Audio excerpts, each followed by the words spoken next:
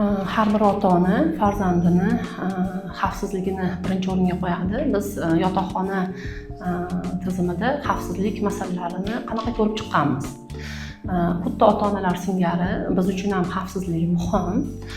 Bu uchun yotoqxonamizda bir qancha ishlarni amalga oshirganmiz. Masalan, birinchi holat nima deb aytadigan bo'lsak, birinchi holat yotoqxonamiz o'quv binosini o'zida tashkillangan. Hozirgi maktabimizda ham 3-qavatimiz yotoqxonaga ajratilgan.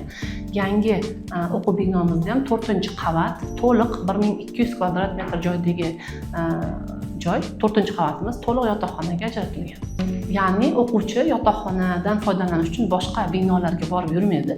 Maktabimiz o'zida kameralar bilan ta'minlangan, boshqa hududlarga chiqilmaydi. 4-qavatda o'zida yotoqxona sifatida foydalaniladi.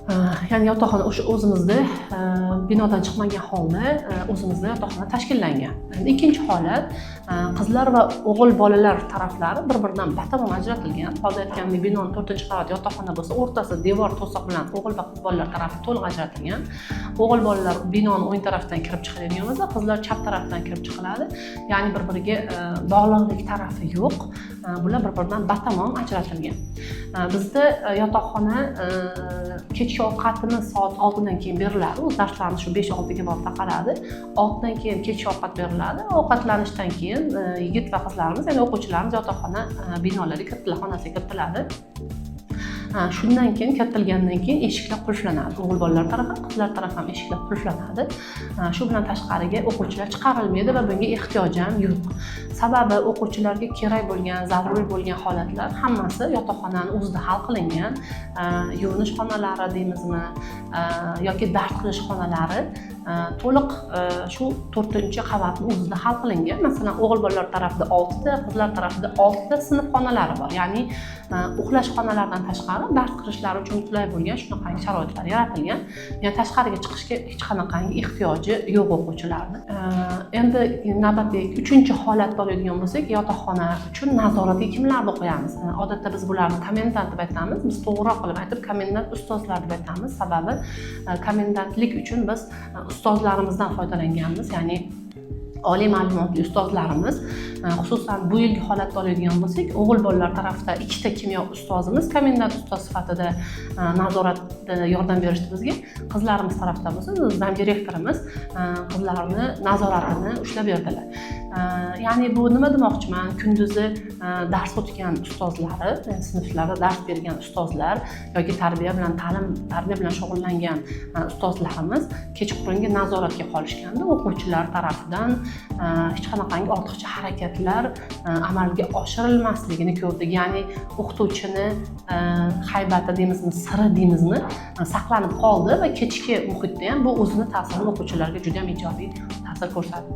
Xo'p, yotoqxonada turayotgan o'quvchilarimizda qanaqa afzallik taraflari, qanaqa yutuq taraflari bo'lyapti? Bularni ham aytib ketishim kerak.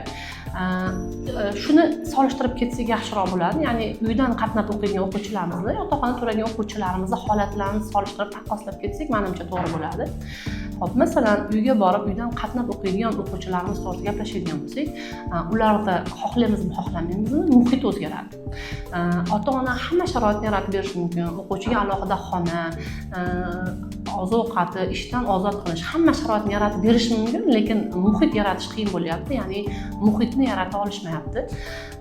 Kun bo'yi bizda darsda bo'lgan o'quvchi 5-6 gacha dars qilib o'qigan o'quvchi uyga boradi-da, uyga borgandan keyin charchoqni his qiladi. O'rtoqlari chalg'itishi mumkin, bizda telefondan foydalanish mumkin emas, uyga borganda borib telefonga chalg'ishi mumkin. Kimdir uyda televizor ko'rayotgan bo'lsa, televizorga qarab qolishi mumkin. Yoki kimdir hamma dam olayotgan bo'lsa, bu ham charchaganini his qilib dam olgisi keladi. Endi buni yotoqxonadagi o'quvchilarimizga taqqoslaydigan bo'lsak, yotoqxonada charchoqni his qilish kamayib qolyapti. Ya'ni darslardan chiqib charchash haqida o'ylashgani ham yo'q. U tarafga qarasa o'rtog'i o'qiyotgan bo'ladi, bu tarafga qarasa kimdir masala ishlayotgan bo'ladi. Aksincha bu holatda bolalar she'riylardan qolib ketmaslik uchun darslarimdan qolib ketmasligim kerak degan vaziyat bilan bolalar yana ham ko'proq, qattiqroq urinishlarga sababchi bo'lyapti. Yana undan tashqari yana boshqa holat borki, masalan, uyga borgandan keyin qatnab o'qiyotgan o'quvchilarimiz uyga borgandan keyin xohlaymiz ertagalik darslarini bajaradi, uy vazifalarini bajaradi. Uy vazifalarini bajarish jarayonida u tushunmagan narsalar chiqib qolishi mumkin. U ishlolmagan masala chiqib qolishi mumkin. Tushunib bera olmaydigan qiyinroq murakkab mavzu bo'lishi mumkin. Endi buni tushunib olish yoki masalani ishlash uchun u hech kimdan yordam ololmaydi. Ya'ni oilasidagilar bu masalalarda katta ehtimol bilan yordam bera olmaydi va shu muammoni yechimini o'quvchi keyingi darsga qoldiradi. Ya'ni ertaga borib ustozdan so'rab olaman, ertaga borib she'rlarni so'rab olaman degan holat bilan darslarni davom ettiradi yoki davom ettira olmasligi mumkin. Sababi o'sha mavzuni tushunolmagandan keyin, masalasi ishlanmagandan keyin undan keyin davom ettirolmay qoladi. Bu yotoqxonamizdagi o'quvchilarda qanaqa bo'ladi desak, masalan, o'quvchi dars qilayotganda bitta tushunmagan masalasi chiqdi va 100% katta ehtimol bilan shu o'quvchilarning atrofida, ya'ni yotoqxonada qolgan o'quvchilar ichida u tushunmagan mavzuni tushunadigan o'quvchilar bo'ladi va muammosi shu yerda o'zida hal bo'ladi, ya'ni muammoni keyingi kunga olib o'tmaydi. Bu o'quvchilarimizda vaqt tarafdan, tushunish tarafdan, uzluksizlik tarafidan o'quvchilarga juda ham katta foyda beryapti. Bu yutuqli taraflardan biri deb hisoblaymiz. Yana bitta eng asosiy taraflardan biri o'qish, ta'lim olish, bilimini oshirish bilan bir qatorda o'quvchida odamiylik xususiyatlaridan bo'lgan mustaqillik, mas'uliyat, intizom shakllanyapti yotoqxona holatida. Ya'ni uydagi o'quvchilarga, uydan qatnayotgan o'quvchilarga mana shu kerakli zaruratlarni ota-onasi tarafdan tayyorlab berilsa, o'quvchilar albatta ularni o'zi mustaqil hal qilishga harakat qilyapti. Ya'ni hozirdanoq kichik muammolarini o'zi yechadi, kiyimlarni o'zi tayyorlaydi, xonasini o'zi yig'ishtiradi, ya'ni mustaqillikka o'rganadi. Va bu bolalar uchun kelajakda o'zini o'rnini topish uchun juda ham katta yutuq deb hisoblayman. Yotoqxonamizda nimalar taqiqlanadi? Bu masalalarni ham aytib ketishim kerak. Biz yotoqxonada o'quvchi uchun kerakli bo'lgan imkon qadar hamma sharoitlarni yaratishga harakat qilyapmiz. Qulay, har taraflama o'qish muhitini yaratishga harakat qilyapmiz va shu bilan birgalikda yotoqxonamizda o'zimizning tartib-qoidalari bor. Buni yotoqxonada qoladigan o'quvchilarimiz yaxshi bilishadi. Yana qolganlarga, ota-onalarga buni aytib o'tishimiz kerak deb hisobladim. Masalan, yotoqxona hududida ham, maktab hududida ham, yotoqxonada ham telefonlardan foydalanish umuman mumkin emas, taqiqlanadi. Ota-onalar aytishi mumkin, biz ham o'quvchilar bilan, farzandlarimiz bilan qanday bog'lanamiz deb savol berishlari mumkin.